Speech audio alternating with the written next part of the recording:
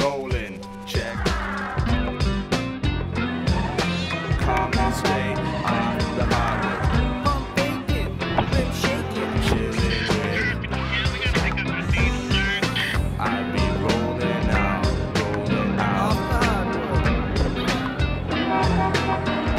off the hardwood straight. This week on Off the Hardwood, we look at the business side of professional basketball with Toronto Raptors GM Glen Grunwald, Raptor President Richard Peddie, and Antonio Davis' agent Bill Duffy. Also, our weekly highlight reel. Off the window, no! Sticks back, jam, and scored.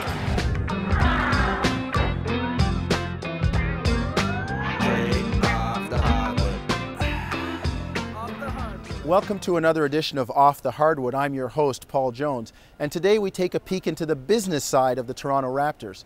Now, in baseball, hockey, and basketball, teams from Canada and the US compete with one another. Rivalries are usually born out of close proximity, but we as Canadians know that there are two things that may never be close: the Canadian and the American dollar. Today we'll talk to some of the key players that look at not only the box scores, but the financial numbers that may ultimately impact the team's wins and losses. We've heard a lot about the tax issue, Richard. How do you educate players and their representatives on the Canadian tax system? It's been part of our pitch now for 2 seasons. We did, Deloitte and Touche, who are our auditors, did a really good analysis of it, and we actually sent out a mailing to all of the agents. Now, it was really interesting. It was characterized as a desperate act. No, what it was good education, and I think that was the start. Probably most of them didn't read it, but some of them started to read it. We educated the league, and the league never took a formal stance for us, but they said all the right things to the right people. And then every time, even when we tried out 22 different players, and even though we were only going to draft one of them, and we knew most of them we would not draft after the tryout, we gave them the pitch on Toronto and on the draft. And we have a chart that clearly shows that with the way we can handle with the bonus payment, and I'm not the expert in this, I'm not the CA, but there's some other things we can do that we can get down to a level playing field with the non-tax states and actually be favorable to a number of states like New York. We provide an analysis of what the actual after-tax dollars will be playing in Toronto, playing in a state that doesn't have any state income tax, playing in states that do have income taxes. So we actually sort of show it on a bottom line number for the players, because during the season when a player gets his paycheck, he sees there's a lot of taxes taken out, but he doesn't know that is that more taxes than would be taken out, say, in Florida or California. So we try and educate people about what really the situation is here and how much it does pay to play in Canada. You have to be creative. Some of the players have the ability to establish residency if they're a U.S. citizen into a state where there's not a state tax. They have to be in and out a certain number of days in the country. What they also did was they moved training camp to Buffalo, New York, which was probably a 3-week period, which was critical time where the players actually wouldn't be in Canada. So it is an issue. Fact: NBA players are scared of playing in Canada because of high tax rates. Truth is, with simple tax planning, a U.S. resident can have a lower tax rate by playing for the Toronto Raptors.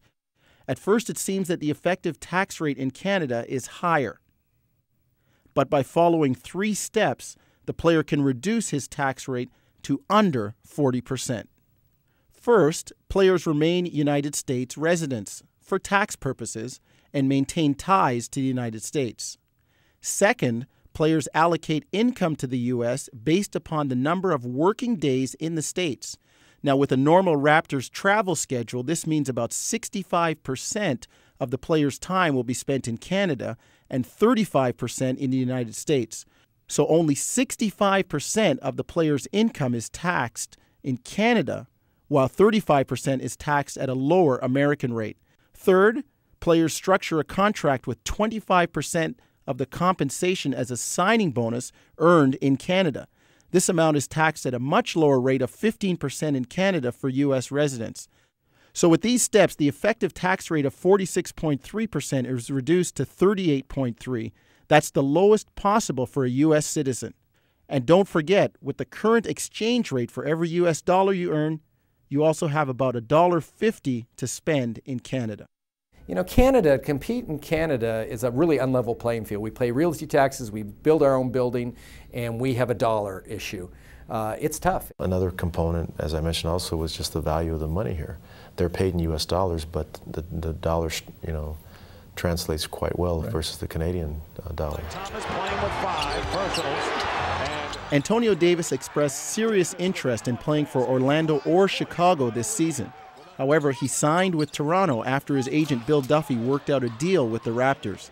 Davis would receive a large amount of his contract up front, but would be taxed at a lower rate. With the ability to get the 25% up front at 15% was even a more of an inducement, it was more of a, I guess it displayed an opportunity to have a large amount of money up front at a favorable tax rate. So collectively, the whole package, it made a lot of sense to me. We have to have competitive ticket prices, and we need to get revenues up to what the other American teams receive.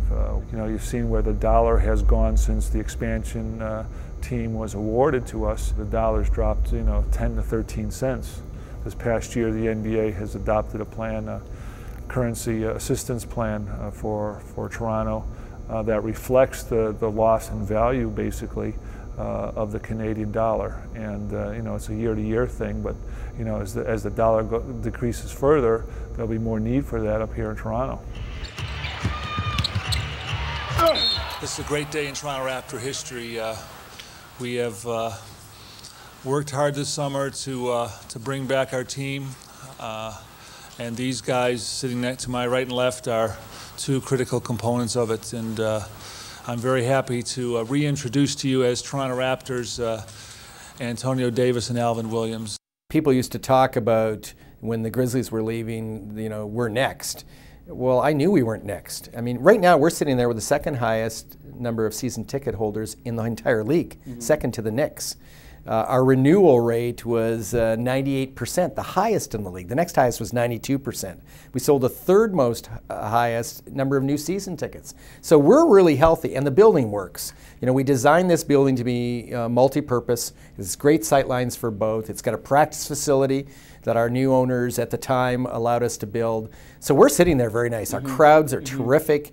We're not going anyplace. We have local ownership. We've got the 4th or 5th largest market in the U.S. This is an ideal situation for both of our teams. We also say that we're, the Canada's team now that the Grizzlies have left for Memphis, and so not only are we, in one of the major metropolitan areas in North America, we're also the basketball team for an entire country of over 30 million people.